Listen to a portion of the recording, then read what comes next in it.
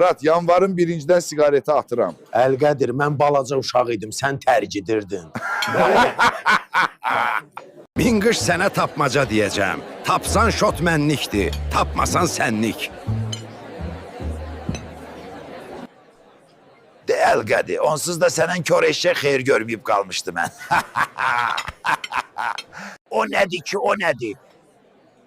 Uşaq vaxtı sənin başına aftaxa dəyməyib, belə tapmaca olar.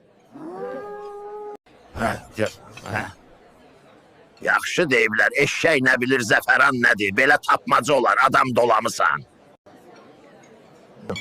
Gəl bizi izləyənlərdən soruşaq. Siz deyin, o nədir ki? O nədir? Kim bilirsə şərhlərdə yazsın. Cavabın bilmirsən şotu ver. Mən sənə cavabın deyim.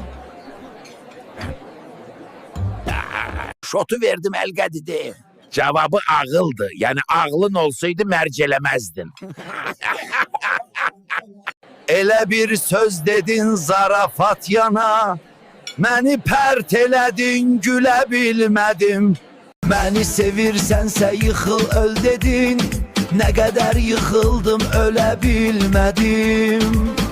Ağlama, ağlama, bəsdi gül dedim, götür ürəyimi iki böl dedim.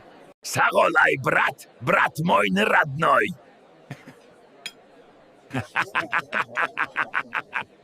Özün heç nəsən, Allah tərəfi səsin zordur. Zarafat edirəm, xətrinə dəyməsin.